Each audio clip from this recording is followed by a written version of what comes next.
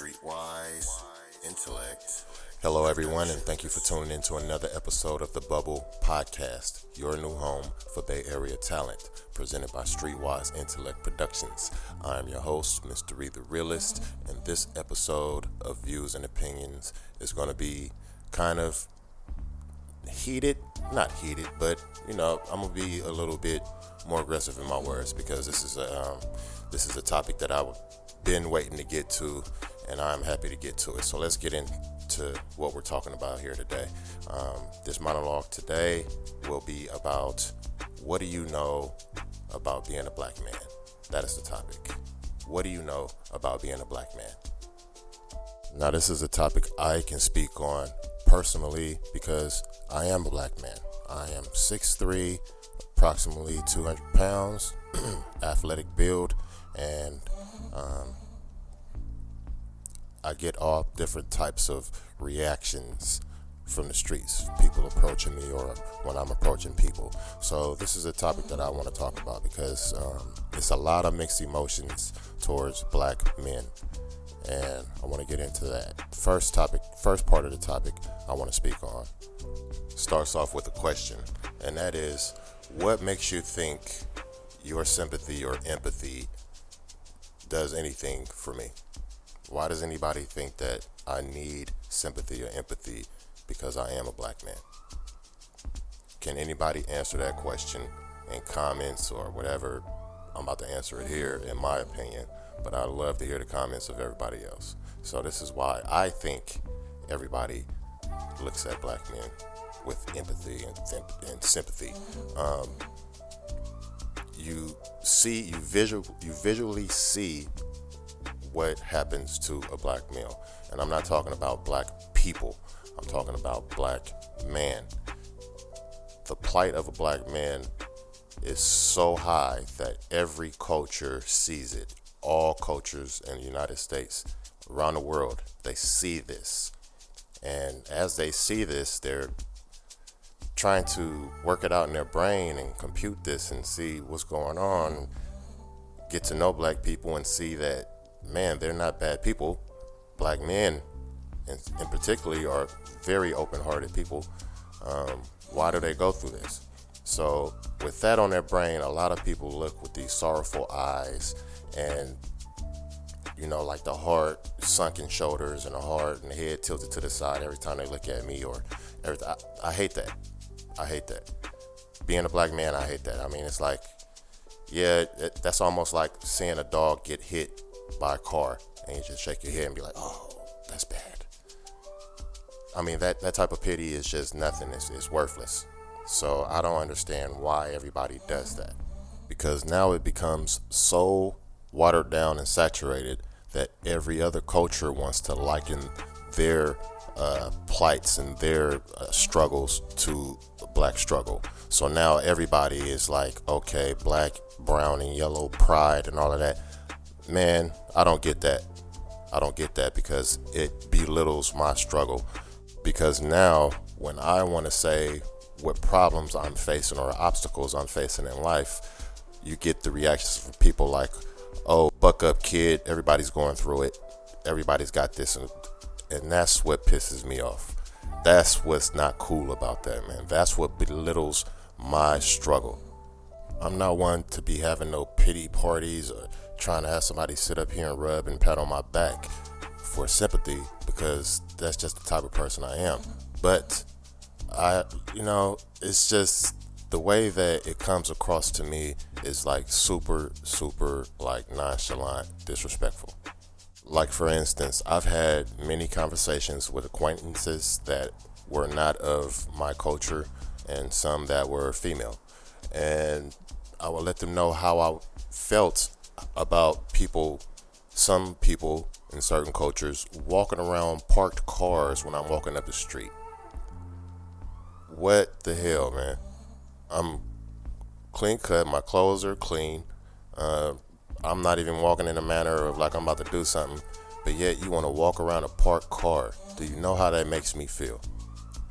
No, people don't get it. You don't get that. Everybody tries to say, oh, I feel it, and then the people I'm talking to, they'll be, oh, they just don't understand, and And I want to look at them and just be like, and you do? No one really understands. No one understands. That's why a lot of us as black men, we do not speak out about stuff like this. That's why I'm putting this kind of in the forefront of how I feel. So hopefully this can be a voice for some black men to be like, yes, that is true. And listen, all of us as human beings are prejudgmental of all cultures. All of us. We all have some type of prejudice in us. I get that. That's cool. But when you blatantly display it without even saying any words, your actions will do it all for you.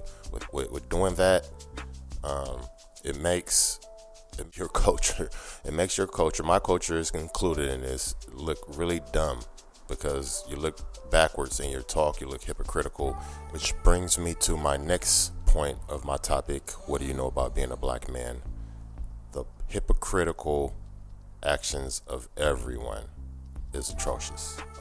Let me put it out there that I am not racist in any way. I am a people watcher. I observe and I compute in my head logically what is going on. Because if it's a majority of actions going on somewhere, then something is alike. Not generalized, but alike. So again, I'm not racist. I'm going to bring up some hypocritical points of a couple cultures, and then I'm also going to include my culture as well. So let me get to that. Now with the Asian culture, let me speak on them first.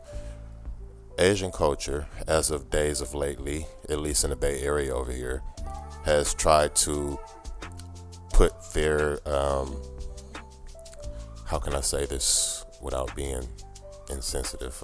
They try to put their culture color with my color. So that's where the black, brown, and yellow comes from. So I'm like, okay, now what happened here? How did that come about? You guys want to liken your plight to the black man's plight, but you're kind of like the obstacles that are in the way. And what I mean by that, guys, let me tell you what I mean by that. The lies outwardly and the conversations behind closed doors are different. How can somebody say that they respect my culture and they love my culture and they're all for my culture, but my culture is not allowed to sit at your dinner table? My culture is not allowed to date your children. What's going on there? Yeah, it's almost like, yeah, you can play with them outside, but don't bring them home. That's basically what that is, and that's very hypocritical. So and that's fine to me. That's fine if it's one way or the other. It's fine to me. But that hypocrite, I'm not with it. Everybody's talking, at least the newer generation, they're kind of getting it because they're mingling with. This is a diverse area out here in the Bay Area, so it's hard not to mingle with other cultures. So the generations out here these days are mingling. So they're kind of getting it. But when you are at a family gathering and no one is really making a stand and putting a foot down when conversations are being made, like derogatory terms and all of this by the older parents or older uncles and cousins and all of that stuff, what's the point? Why are you speaking out now when you don't speak out about it with your family? That's where it counts. So everything is just a show. As far as with that part, trying to be a part of my culture, and I don't like that. Another culture that does this, and believe me, everyone, I'm fond of all cultures. Everybody will tell you I have friends of all kind of nationalities, and I get along very well with all of my friends. But everyone has their views and opinions. This is mine. So with the Latino culture, now, same way. Everybody's cool. At least in their culture, we're allowed to mingle with their children. As far as like dating and taking out and marrying, it's cool. It's kind of, we're all similar out here. The Bay Area is kind of the same demographics. So in that aspect, it's cool. But again, as in the Asian culture, why not get around your family members and tell them, hey man, Cut that mayate crap out, man. Cut that negrito, cut that out, man. You can't talk like that. I have friends like that, you know what I mean? No one's putting their foot down with their family, and that's where it starts. That's how it breaks down. That's how everyone can understand the sympathy and empathy, because your family members are hearing it from you.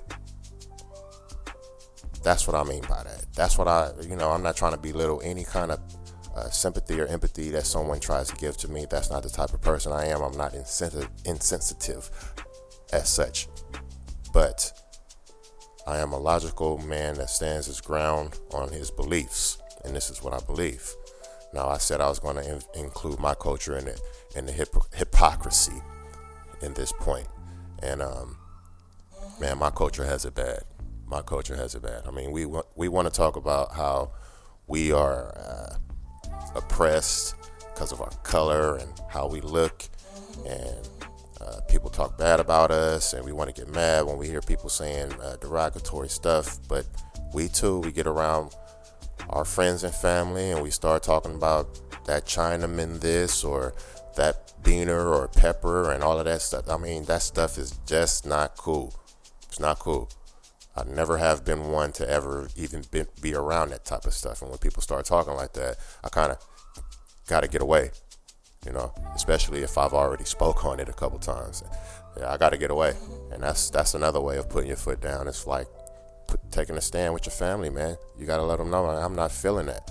And that's where the true feelings of sympathy and empathy come in at, when you start demonstrating that with your family. So that's where the hypocrisy comes in at with the cultures that I spoke about.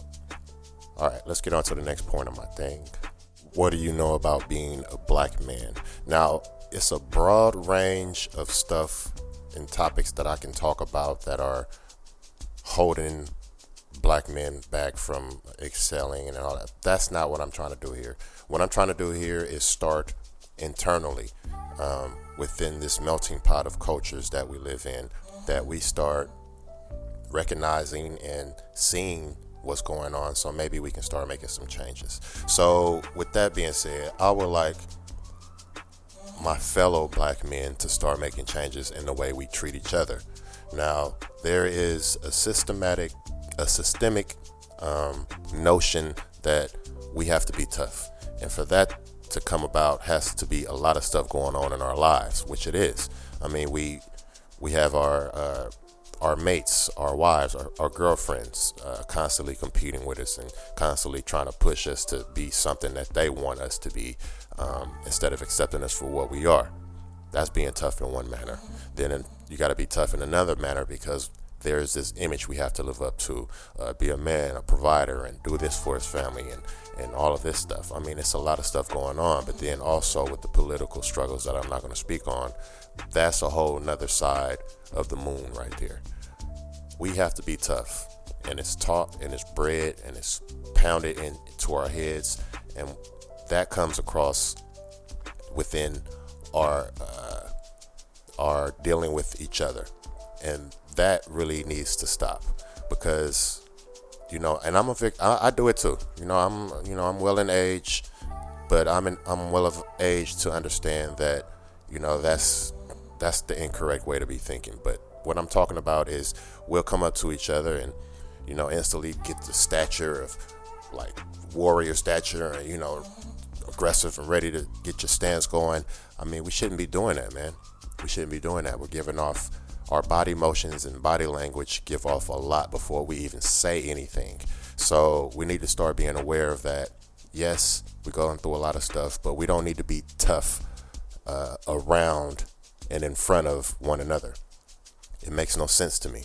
I already know you're tough because you're here. You're standing in front of me, man. You're still smiling. You're still nice, and you're still humble. That's tough to me. That's tough. So we need to stop acting like that towards one another. Like, okay, you ready to beat me down because you're ready to show how tough you are to your friends, or you're feeling a certain kind of way. I mean, bro, stop that. Stop that, man. We are under attack. Yes, it's true, but we don't have to be feeling like we under attack from each other and one another. Now that is a real point I need to drive home, black men. It's not we need to come together, because I don't get along with a lot of black men. But at the same time, we don't need to be that initial tough coming out, have some compassion. Show some compassion. It's nothing wrong with showing the compassion. It's in us. It's in us. I'm a black man. I know it's in us. It's in me. No matter what I've done in the past, no matter what I may do in the future, no matter how I may react in the future because of my past, it's still in me. The compassion is still there. And I know it's in you. So we need to start coming at each other with a little bit more dignity and grace. It's not saying come call me a king and all of that stuff. Hey, to each his own. Whoever does that, that's cool. That's nothing. But it's more so, just be humble, man. Have some compassion. Have some compassion for one another. Yeah, you're angry at the world, man, but we don't need to be angry at each other. The world doesn't understand what a black man is. Black man is really the centerpiece of everyone's tug of war. Everyone wants to have a piece of control of the black man, whether it's a boss, an employer, wife, any kind of friends or anything that you have that aren't black. I mean, it's a real tug of war, mentally, internally, physically, and psychologically, man. We need to get it together, guys. I'm not saying neglect all the stuff that we're facing in life right now, but what I'm saying is don't wear it on your sleeve. Don't let the world see what you're going through.